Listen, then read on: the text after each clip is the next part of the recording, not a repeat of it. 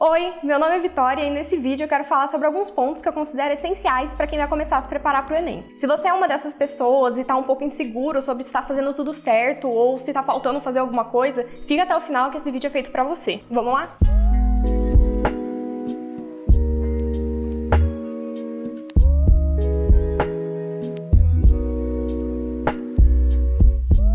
A primeira coisa a se pensar é quais são as ferramentas que você vai usar para você aprender. E aí a gente entra em cursinho presencial, cursinho online ou até mesmo os conteúdos gratuitos aqui do YouTube. Então assim, primeiro eu quero falar de alguns pontos dos cursinhos, tanto presencial como online. O que eu considero um ponto assim, um tanto positivo, dependendo da sua autonomia, é que os cursinhos eles te dão um planejamento já pronto. Então assim, eles distribuem conteúdo ao longo do ano de forma que dê tempo de ver tudo até a data do Enem. E aí isso pode ser bom ou não para você. Se você não quer se preocupar com isso, ok, o cursinho faz isso pra você. Porém, se você quer ter mais autonomia, quer ver a aula que você quiser, na hora que você quiser, na data que você quiser, aí eu recomendo um cursinho online. Até porque, se a gente pensar, por exemplo, se você faltar um dia no cursinho presencial, você perdeu aquela aula, você não vai ter ela de novo. O cursinho online tem algumas vantagens. Eu tenho bastante coisa pra falar sobre isso, então vai ficar para um próximo vídeo. Ok, daí você não quer fazer nem o cursinho online, nem o presencial. Você pode estudar de maneira autônoma pelos conteúdos que tem aqui gratuitos no YouTube. Vão ter milhares de professores, então se você não gostar do professor, você pode mudar. Além disso, você pode conciliar o seu estudo autônomo com um professor particular. Por exemplo, se você está indo bem na maioria das matérias, mas você está com dúvida em matemática, em vez de você se matricular num cursinho só por causa dessas dúvidas em matemática, você pode contratar um professor particular, ter aulas específicas voltadas para você. E isso vai ser ótimo, porque ele vai ensinar da maneira mais adequada para você aprender. As coisas que eu vou falar daqui pra frente, elas não vão fazer muito sentido se você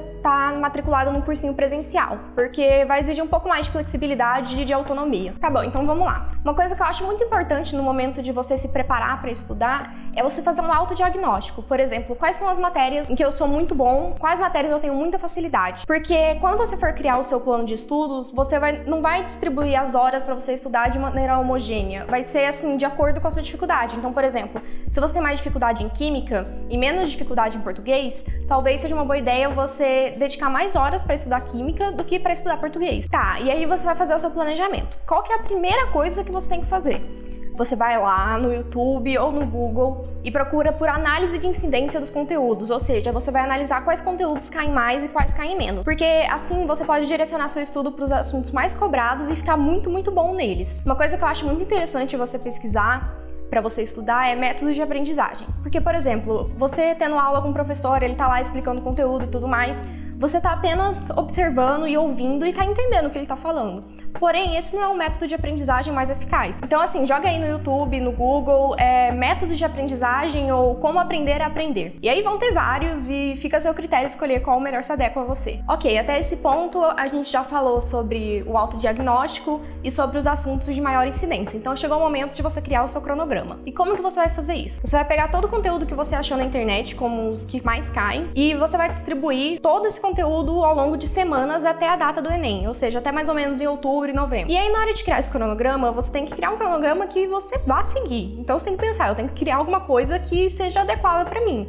Você não é uma máquina, você vai precisar de momentos de lazer, você vai precisar de momentos com a sua família, momentos para fazer esporte. Então, cria um cronograma assim, mais ou menos flexível, que você possa ir adaptando ao longo do tempo e não que seja rígido, sabe, até a data do Enem. Que você consiga fazer pequenas adaptações sempre que for necessário. E aí, de novo, você vai ter que adaptar o tempo a cada matéria. Em algumas matérias exigem mais de você, como, por exemplo, física, matemática, biologia, química. Você vai ter que dedicar mais horas a elas do que, provavelmente, para história e geografia, literatura, sociologia e filosofia. Outra coisa que eu queria falar pra vocês é o quanto é importante você ir bem, por exemplo, em matemática e redação, porque são as disciplinas que vão fazer sua nota decolar. Porque, por exemplo, se você faz ciências humanas e você vai muito bem em ciências humanas, a sua nota não vai passar muito de 800, por exemplo. Se você vai muito bem em linguagem, sua nota vai ficar ali em torno de 700. Agora, se você vai muito bem em redação, você chega perto de 1000. Se você vai muito bem em matemática, você chega perto de 1000. Então, é uma maneira de aumentar muito sua nota, a sua média no final. Mais uma coisa importante é você procurar aprender aprender sobre TRI. O que é a TRI? É o método que é usado para avaliar as questões no Enem. As questões mais fáceis, que são as que as pessoas mais acertam, elas vão ter uma nota maior. Então, se você acertou uma questão difícil e errou uma fácil, a sua nota vai ser mais baixa do que se você tivesse acertado uma fácil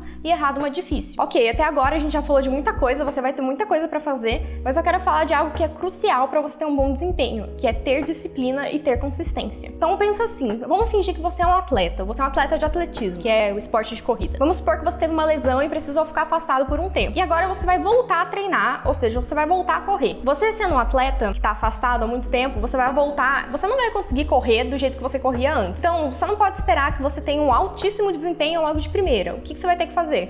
Cada dia voltar, correr um pouquinho, correr mais um pouquinho e assim você vai aumentando ao longo do tempo. E no seu estudo vai ser do mesmo jeito. Você não pode esperar de você que você consiga estudar 10 horas por dia assim de imediato, sabe? Começou a estudar, começou 10 horas por dia. Não, começa aos poucos, estuda 2 horas uma disciplina, estuda 2 horas outra. E uma boa ideia é você pegar uma disciplina que vai exigir mais de você, por exemplo, química, e associar com uma disciplina que vai exigir um pouco menos, por exemplo, história. E aí você faz um equilíbrio de maneira que você consiga manter sua consistência e você vai aumentando o grau de dificuldade ou o número de matérias mais difíceis ao longo do tempo. E agora, como que você vai conseguir avaliar o quanto você está progredindo? Para isso, você pode criar metas. E aí vai variar muito de como você quer se avaliar. Por exemplo, você pode fazer simulados todo final de semana e aí, com base no número de acertos, você vai vendo o quanto você precisa melhorar em determinada disciplina ou não. Você pode criar metas como acertar 90% da prova de linguagens. E aí você vai lá e tenta fazer e ver seu resultado. E assim você vai conseguir ver se você está progredindo ou não. E se você não estiver progredindo, você vai parar, olhar tudo que a gente falou antes e aí você vai adequando as coisas da maneira que ficar melhor pra você. Bom, gente, chegamos ao final do vídeo, era isso que eu tinha pra falar. Eu espero que vocês tenham gostado do conteúdo, que tenha sido útil, que vocês consigam criar um planejamento incrível. E, bom, se vocês gostaram do vídeo, deixem um joinha, deixem nos comentários o que vocês acham que foi bom eu ter falado e o que ficou faltando eu falar. Se você gostou desse conteúdo, provavelmente você vai gostar dos próximos, então se inscreve no canal pra você acompanhar os próximos vídeos e é isso. Beijo e até mais!